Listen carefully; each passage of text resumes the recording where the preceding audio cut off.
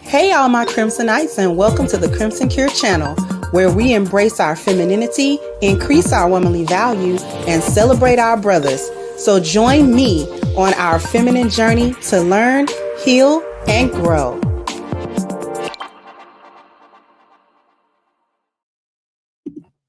Hey there, my Crimsonites, and welcome to the Crimson Cure channel. I'm your hostess, femininity coach, and author of The Crimson Cure, and this is my perspective. You know, the foolishness has gotten out of hand when you are making me agree with women who make content that I don't typically agree with their perspectives, and then y'all make me agree with them, so I'm not going to forgive y'all.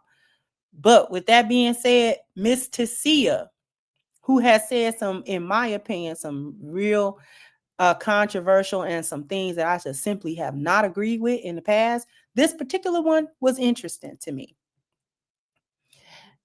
And I'm not going to give too much of a preface, but she hurt a couple of hyenas with this one. So I'm going to let her speak. This message is to all of my ladies that have experienced cheating, infidelity, betrayal, any type of broken trust, and you've decided to stay in that relationship. I am only talking to the ladies that decided to stay. Hi, my name is Tessia. I'm a confidence and dating coach, and I teach women how to control their emotions so that their emotions don't control them. Let's talk about what they don't tell you about staying and forgiveness. You cannot passively forgive. You have to actively forgive, okay? And let me tell you what I'm seeing. And I'm bringing this up because I've had this conversation 3 times, and it's only Tuesday this week, okay? I've had this conversation 3 times this week. You have to actively forgive. And what I'm seeing is that the woman is like, oh, you betrayed me, you broke it, now you fix it. You show me what you're going to do to keep this relationship. You show me what you're willing to do in order for this to work and for me to stay with you. They're passively forgiving. And the gag is, and the effed up thing about it is that you have to cultivate an environment that actually welcomes the forgiveness, which means that you have to have an open space to help somebody that betrayed you make it work with you. That's why you have 2 options, baby girl. To stay or to, very good class, to leave. And I'm not here to tell you which one to do. But when you passively forgive, okay, you are going to miss the opportunity to actually see and welcome the change behavior. And you're going to feel like he's not doing enough to make it work because you're passively and not actively forgiving and tagging in as well. You're leaving it up to him, okay? And then he's going to feel like he's running in circles and you're not even seeing the changes that he's made. Now, hey, I ain't telling you what I heard. I'm telling you what I know. And if I'm wrong, put me out of business. This message is to all of my... And for those of you who might be on the fence with what she said, let me rephrase. If you are one of these females, whether you married to this man or not, and he quote unquote has cheated on you, and it is not the deal breaker that you claimed it was going to be. It never really is. These women don't be leaving like they say they be leaving. They're not as staunch about infidelity, quote unquote, as they say they are. But with that being said,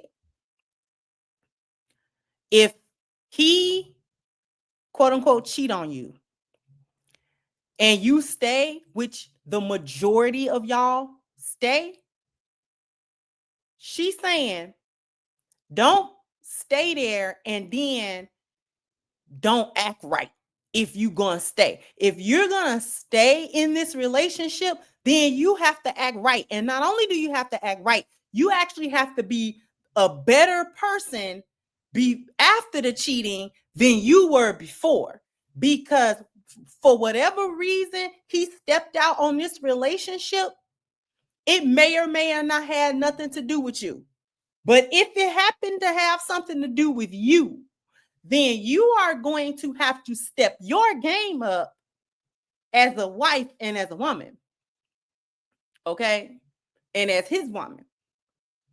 So what she's saying is, you don't get to be angry that he cheated or stepped out on the relationship and then be a Hellcat in the relationship now. Now you're unsatisfiable. Now, you are holding it over him and making him run around in circles to try to bend over backwards to prove to you that he ain't never gonna do it again and he love only you, while you sit and be mad the whole time. That's what she's saying. And I agree with that. If you gonna stay, act right. If you're not gonna act right, if you can't forgive and move on and really forgive, not just stay and then not forgive it and then make it crazy, like the relationship is broken and he gotta pick it up on his own while you stand there with your arms crossed like a medieval school teacher with the ruler ready to pop his knuckles every time he don't pick the piece up good. Like, if you gonna do that, you might as well go. You might as well actually be like, you know what? I can't forgive it. I can't get over it. I gotta leave. But if you're going to be the woman that stay, then you're gonna have to up your game. You're gonna have to actually improve. You're going to have to actually improve the relationship from your end. Make it more palatable, make it more welcoming. You be softer, be more compliant, be a better communicator, be a better listener, be a safe space emotionally for him. A lot of y'all don't get that y'all don't have that level of maturity at all, because y'all be wanting to stay and then talking about get your lick back and all that kind of stuff. You want to cheat on him to get your lick back, to make sure that it's even, and you doing a revenge cheat only after he cheated. And that's not how that works. That's not how that works. And that's what she's saying. That's not how it works. That's not how the relationship get better. That's not how you ensure that the infidelity don't happen again. That's not how she's saying you have to make the best possible situation to mitigate the chances that he wants to step out of the relationship. Because if you up your game, the chances and the reasons why he would step out of the relationship in the first place dwindle. Because my woman or my wife, actually, she's not just a body at home. She actually makes the relationship good. Like, I got a good relationship. I don't just have a chick at the house. I got a good relationship with this woman. So, I'm not as thirsty when I go out. Yeah, other women are attractive and all that kind of stuff, and they might be attracted to me. I mean, you know what I'm saying? It is what it is. But at the same time, I don't feel driven to figure out what another woman got to offer. I don't really feel, motivated like that. Because when I go home and when I talk to my woman, I get the things that I need out of her. I get the emotional support. I get the femininity out of her. She's, what I'm saying? She's a compliant woman. She's not always arguing. She's not always on my neck. Things like that. It's normal. It's regular. I feel cool when I'm around her. It's not stressful. Things like that. That, what I'm saying, helps a man to regulate himself when he's out in the world and these chicks, what I'm saying, step into him and all that kind of stuff.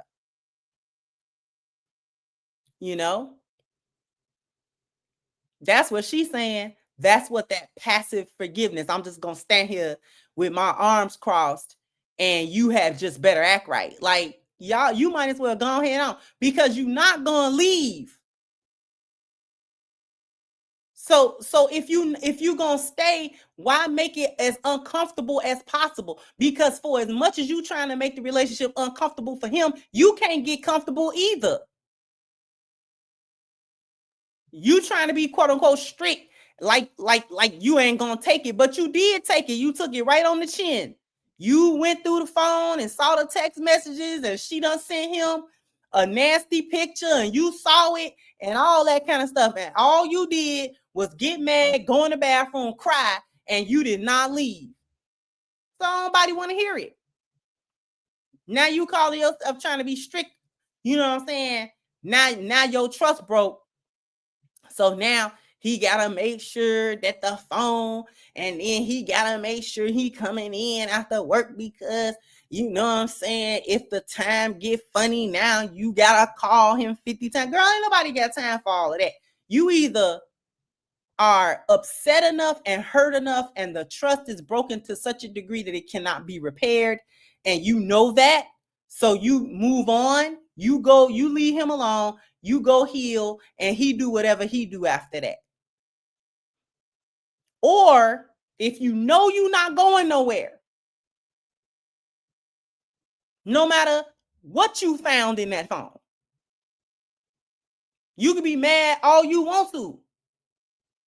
You know you ain't going nowhere. Especially you got a man, especially y'all chicks that quote unquote, you done found 3, 4, 5 women in the phone. You know what I'm saying? Girl, you know you ain't going, and you sharing this man at this point. You might as well get happy. Make that house a home and smile when that man get in here. I don't know what you mad at. What are you mad at? Because he obviously doing what he want to do. And so you're not going nowhere. So you might as well make the best of this relationship. Don't just stay there and, you know what I'm saying, mope around. Active, get active. Get active. Make the relationship good. Be happy, be compliant, be the best possible, because you ain't leave. Where did you go? Nowhere. No dang on where. So staying and trying to hurt him, quote unquote, as bad as he hurt you, it's never gonna work. You can't hurt men like they hurt you. You cannot do that. Because men they don't even respond the same to the same stuff. Because I guarantee you, if he catch you cheating, he gone. So you the one want to stay. So you might as well act right. You might as well straighten up, you know, sniff the snot, you know, wipe your eyes and all that kind of stuff, and get on in the kitchen, make his favorite meal, wait till he come in, you know, had a game warmed up for him, you know, give him some cootie cat, you know, and go ahead on, girl.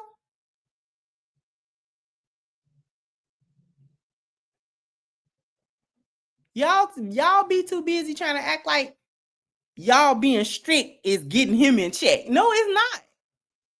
No, it's not. Y'all don't be doing, it's not giving what y'all think is giving. It's really not.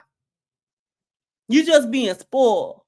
And then here he go. So he'll say something, one or two things to try to calm you down, appease you and stuff. Because he know you ain't going nowhere, girl. So she right. Get right or get left. Act right with him. Or go head on. Nobody got time for you waffling in the middle. You half mad, half ain't gonna go nowhere, girl. Make up your mind. And we all know you not leaving. So act right. Jump down in the comment section. Let me know what you think. Like, share, subscribe to the channel if you have not. Once again, I'm your hostess, The Crimson Cure, and this was my perspective. Bye-bye, Crimsonites.